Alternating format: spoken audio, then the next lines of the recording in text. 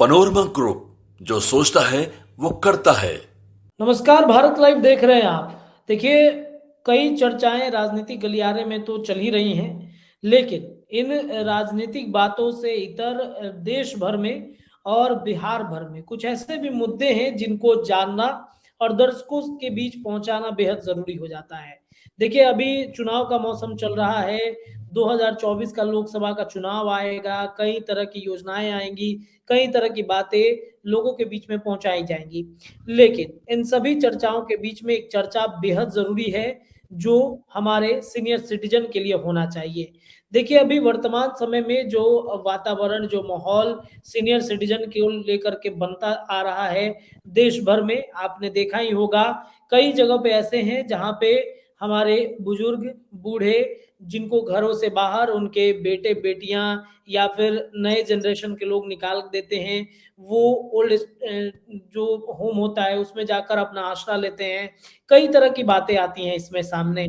लेकिन उन senior citizen के लिए भी क्या सरकार ने वैसी व्यवस्था कर रखी है जो उनको हक मिलना चाहिए? छात्रों के हक की बात होती है, महिलाओं के हक की बात होती है, नौजवान के हक की बात होती है, गरीबों के हक की बात होती है। लेकिन महत्वपूर्ण बात ये है कि हमारे जो बुजुर्ग हैं, जो सीनियर सिटीज़न हैं, उनके हक की बात कौन करेगा? कई तरह के मामले देश भर में इन दिनों देखने को मिलते हैं कि ना तो घर से कई बार ऐसा होता है कि यूँ तो बिहार में रोज़गार है नहीं, रोज़गार करने के लिए उनके बच्चे दूसरे जगह पे चले गए हैं, गाँव में माता-पिता बुजुर्ग हैं, वो रहते हैं, उनको देखने सुनने वाला कोई नहीं है। क्या ऐसी व्यवस्था, क्या ऐसी योजना करनी चाहिए ताकि सरकार की तरफ से भी उन्हें भी लाभ मिले, बातें और ज़्यादा बिगड़े ना, इसको लेकर जो वृद्धा पेंशन योजना हो गया, तमाम व्यवस्था हो गया, क्या वाक़ई में उनके तक पहुँचता है या फिर नहीं पहुँचता है? तमाम विषयों पर हम बातचीत करेंगे रजनीश कुमार जी से। लगातार हम बात भी करते हैं अलग-अलग विभिन्न मुद्दों पर, जो बड़े बेबाक अंदाज़ में रजनीश जी हमें बताते भी हैं। काफ़ी ज़्यादा चर्चे इनकी बातों के होते हैं, आरजेडी सैनिक प्रकोष्ठ से आते हैं। ये एक देश के नागरिक होने के नाते कई महत्वपूर्ण बातें भारत लाइव के माध्यम से शेयर भी करते रहते हैं। रजनीश सर, आपका बहुत-बहुत स्वागत है एक बार फिर से भारत लाइव में। नमस्कार। रजनीश सर, ये एक मुद्दा जो बेहद ज़रूरी है, मुझे लगता है देश भर के लोगों को जानना, बताना, जो सीनियर सिटीज़न का मामला जब भी आता है, जैसा कि मैंने पूर्व में ही बताया कि युवाओं के हक की बात होती है, बेरोज़गारों के हक की बात उठाने के लिए लोग हैं, महिलाओं के लिए बात उठाने के लिए लोग हैं, लेकिन ये सीनियर सिटीज़न के लिए आखिरकार कौन आवाज़ बनेगा? क्या वैसे बच्चे आवाज़ बनेंगे जो उनको लगातार देखा जाता है कि घर से बाहर वो कर देते हैं, उनको कोई पूछने वाला नहीं होता है, इनके लिए क्या व्यवस्थाएँ सर होनी चाहिए? कौन आवाज़ इनकी उठाएगा? नहीं, सीनियर सिटीजन का प्रॉब्लम तो बहुत सीरियस है। देखिए, हर जी। लेवल पे सीनियर सिटीजन को इग्नोर किया जा रहा है, उनको नजरअंदाज किया जा रहा है, घर में नजरअंदाज किया जा रहा है, सरकारी जो व्यवस्थाएं हैं उसमें अंदर नजरअंदाज किया जा रहा है, और सबसे बड़ा बात है कि समाज, जो सोसाइटी है, वो पूरी तरह से इग्नोरेंट होते जा रहा है सीनियर सिटीजन के लिए। जैसे आप देखिए, एक नॉर्मल रूल है कि बैंक में अगर क्यू लगा हुआ है कोई काम के लिए, तो सीनियर सिटीजन को पहले देना है।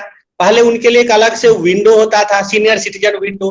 अब सरकार ने क्या किया, वो विंडो ही खत्म कर दिया है, क्योंकि सरकार अपना मैन पावर में कटौती कर रही है। और जो पब्लिक में भी जो कोई अवेयरनेस नहीं रहता है, जो यंग जनरेशन के ये नए नए लड़के लफाड़ी सब जो रहते हैं, वो थोड़ा भी ध्यान भी नहीं देते हैं कि कोई बूढ़ा आदमी है, कोई कुछ है। उनको अपना मिनट मिनट में देखिएगा मोबाइल छूते रहेगा, चलाते रहेगा। मोबाइल चलाने के लिए उनके पास टाइम है, लेकिन सीनियर सिटीजन को देने के लिए 5 मिनट उनके पास एक्स्ट्रा टाइम नहीं है। मैं बस में भी चल के देखा हूँ, दरभंगा से मुजफ्फरपुर गया था, 2 लोग थे, एक लेडीज भी थी, तीनों खड़ा थी, लेकिन किसी ने उनको सीट ऑफर नहीं किया। तो बस में उनको इग्नोर किया जा रहा है। रोड पर चलते समय कहीं पर भी देखिए न, उनके लिए कोई अलग, वो धीरे धीरे चलते हैं तो लोगों को लगता है कि उनके सर पर बैठा, उनका मोटरसाइकिल का स्पीड कम हो गया, उनका साइकिल का स्पीड कम हो गया। तो हर जगह एक सब। फिर देखिए, गवर्नमेंट रेलवे में देती थी कंसेशन सीनियर सिटीजन को। डेली पढ़ता हूँ कि फॉरेन इन्वेस्टमेंट और फॉरेन रिजर्व बढ़ता ही जा रहा है। आज भी पढ़ा हूं न्यूज़पेपर में तो सुनाओ कि $15 मिलियन की कितना बढ़ गया है, लेकिन सरकार के पास वो 10% या 50% कंसेशन देने के लिए नहीं है। कॉर्पोरेट सेक्टर भी तो एविएशन सेक्टर में इतना नोट बना रहा है, लेकिन जो सीनियर सिटीजन है, कम से कम जिनका इनकम नहीं है, जैसे चाहे जिनका है भी, पेंशनर भी है जिनको 25,000 30,000 मिलता है, कम से कम उनको एयरलाइन सब जो प्राइवेट एयरलाइंस है इतना नोट कमाती है, करोड़ों करोड़ों, कम से कम 25% 30% थोड़ा तो कंसेशन देना चाहिए उनको। नाम के लिख देता है सीनियर सिटीजन, देता है 1 रुपया नहीं कंसेशन। तो हर तरह से उनको इग्नोर किया जा रहा है। अब देखिए बिहार सरकार 400 रुपया देती है, 400 रुपया अगर उनको एक बार खर्ची हो जाएगा महीना में तो 200 रुपए का बेनाड्रिल आता है, 150 रुपए का, और डॉक्टर ही ले लेता है कितना पैसा, एक खांसी ठीक कराने लायक पैसा उनको नहीं मिल रहा है। इतना पैसा नहीं होता कि वो हॉस्पिटल तक जाए। प्राइम मिनिस्टर साहब अटल स्वास्थ्य योजना चलाते हैं जिसमें अटल वृद्धा पेंशन, उसमें भी ऐसे ही 400-500 रुपया। कम से कम जो सीनियर सिटीजन है जिनका उम्र मतलब 60 साल 50 साल से ही मैं कहूंगा, आप देखिए बाजार में आपको 50 साल का आदमी, बूढ़ा आदमी रिक्शा खींचते मिलेगा। अब इस उम्र में आप सोचिए कि कोई बूढ़ा आदमी रिक्शा खींच रहा है तो उसको कितना मजबूरी है, दिन भर रिक्शा खींचेगा, उसका बॉडी में कितना प्रॉब्लम होगा, बुखार लगता है, सर में दर्द रहता है, उसके बाद भी खाने के लिए 5 किलो अनाज देते हैं प्राइम मिनिस्टर साहब। 5 किलो अनाज से 1 महीना चलेगा? आप ही बताइए। अनाज है, तेल है, कुछ तो चाय पीने के लिए भी पैसा नहीं दे रहे। कम से कम मैं कह रहा हूं कि 3,000 रुपया, जैसे सरकार 5 केजी अनाज सबको दे रही है, इरेस्पेक्टिव ऑफ द इनकम, जैसे 2,000 रुपया दे रही ना किसान निधि, तो जो लोग मतलब क्लास 1 क्लास 2 जॉब से रिटायर हुए हैं उनको छोड़ करके जो क्लास 3 मतलब क्लर्क ग्रेड से, टीचर ग्रेड से, जो भी ग्रेड से रिटायर मजदूर है, सबको कम से कम सरकार 3,000 रुपया दे 60 साल से उम्र वाले को, और जो 50 जो जिनका एज 70 से ऊपर है उनको 5,000 रुपया महीना दे, तब जाके, क्योंकि बुढ़ापा में देह भी नहीं चलता है, 100 बीमारी रहता है। अब दूध पीने का मन है तो 50 रुपए लीटर दूध है।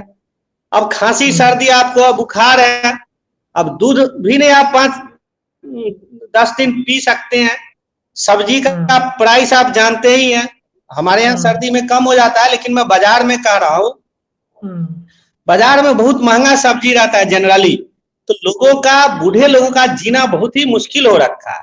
तो इस बात पर जैसे मजदूरों के लिए सरकार सेस लगाती है, हम लोग 10% 15% टैक्स दे रहे हैं कि नहीं सरकार को इनकम से, तो 2% सेस लगाए, पेट्रोल पे 50 पैसा एक्स्ट्रा सरकार लगाए, लेकिन बुजुर्गों को एक सरकारी इमदाद, मालिया इमदाद की माने इमीडिएट जरूरत है, कम से कम 400 रुपया 2,000 कर दे।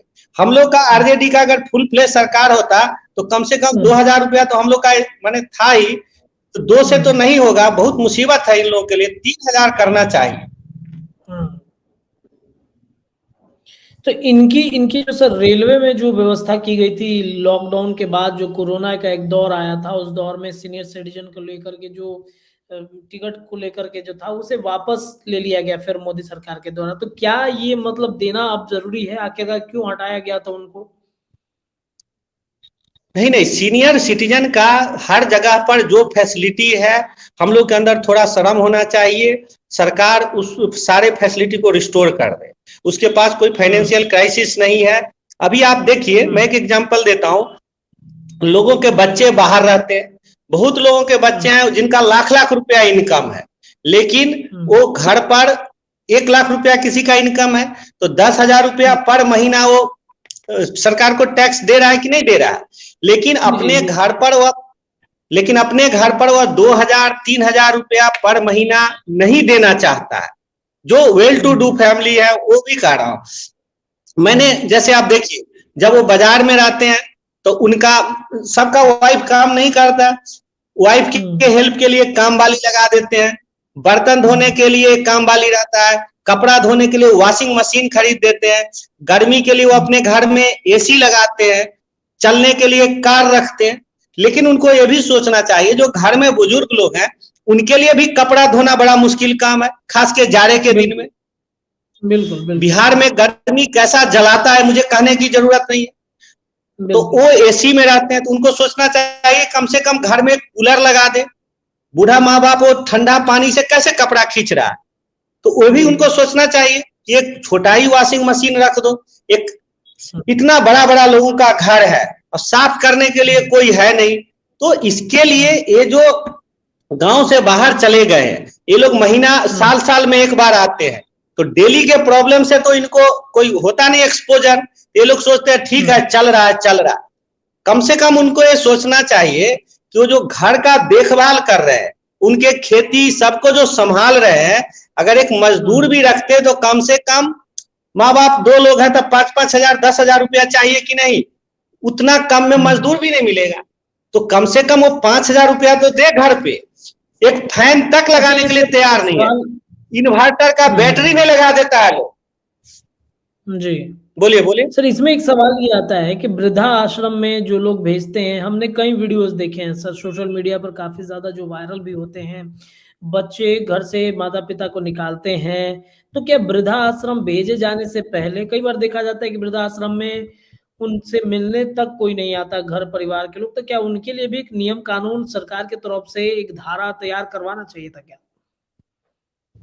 नहीं, धारा तो है, जैसे बहुत सारे स्टेट है, नॉर्थ ईस्ट के स्टेट असम है, मेघालय, वहां पे अगर आप अपने पेरेंट्स को इग्नोर करेंगे तो नॉन अवेलेबल वारंट है, सीधे जेल होगा। बात क्या होता है कि लोग जो बाजार में रहते हैं, आज 2 BHK का घर खरीदने में 1 करोड़ लग जाता है।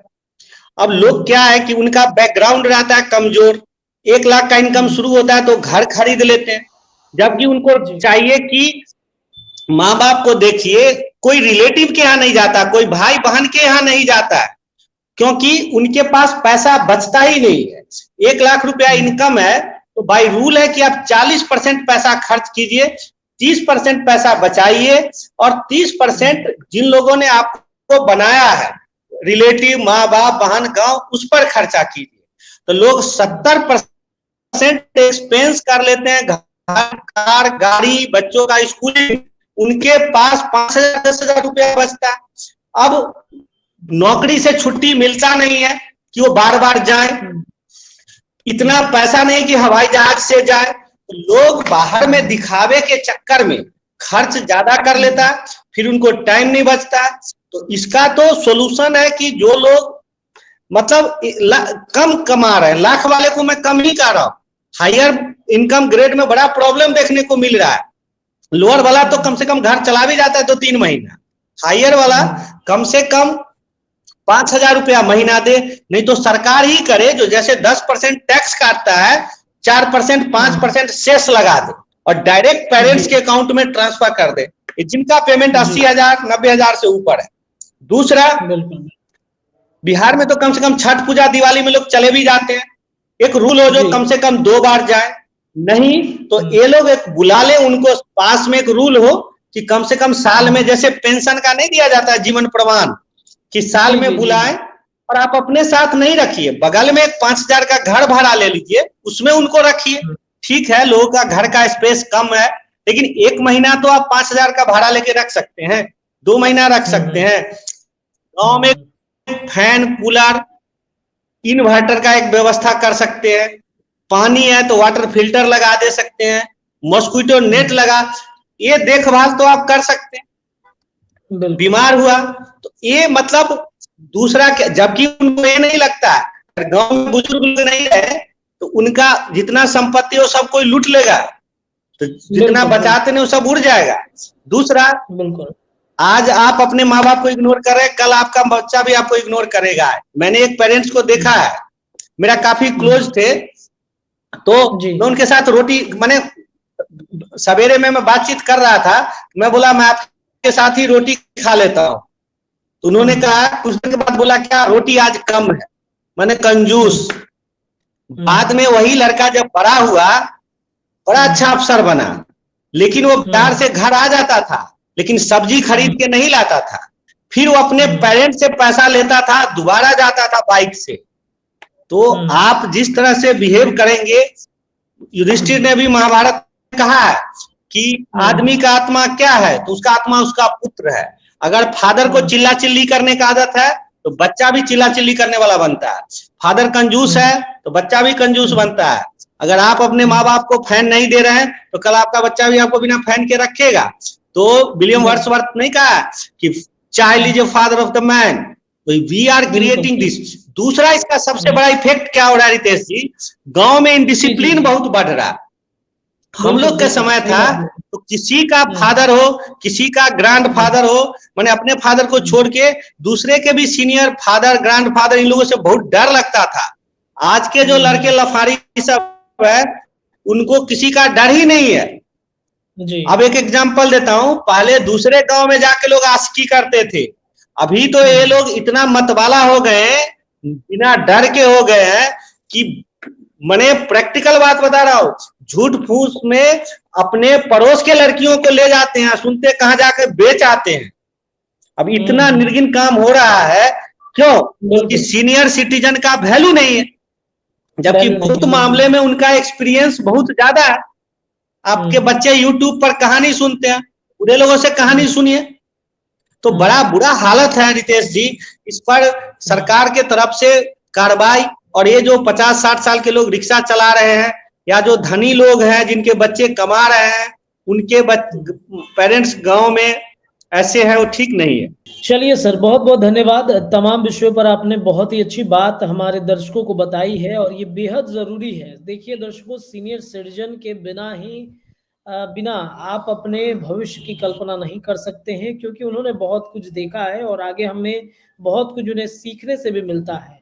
वाकई सर, आप बता रहे थे गांव के बारे में, गांव का माहौल अब बिल्कुल बदल चुका है, क्योंकि मैं भी गांव से ही बिलोंग करता हूं और जो स्थितियां वहां पर देखता हूं और पाता हूं वो काफी भयावह स्थिति है। आने वाले भविष्य पर इस पर काफी ज्यादा असर भी देखने को मिल सकता है। फिलहाल बहुत बहुत धन्यवाद रजनीश सर, तमाम विषयों पर बातचीत करने के लिए। दर्शकों ऐसे ही तमाम विषयों पर जुड़े रहिए भारत लाइव के साथ। धन्यवाद। अगर ये वीडियो पसंद आई और वह बिहार के राजनीति और बिहारियत से सरोकार रखेनी तो सब्सक्राइब बटन दबा के चैनल के सब्सक्राइब कर ली। ओजे एगो घंटी बा, ओकरा बटन दबा देला से कुल सटीक और मारक खबर रुआ मुफ्त में मिल जाई। अगर रुआ पत्रकारिता के हमनी के नया प्रयोग में सहयोग कर चाहतानी तो ज्वाइन बटन दबा दी। पेटीएम नंबर नोट कर ली 9386816700। धन्यवाद।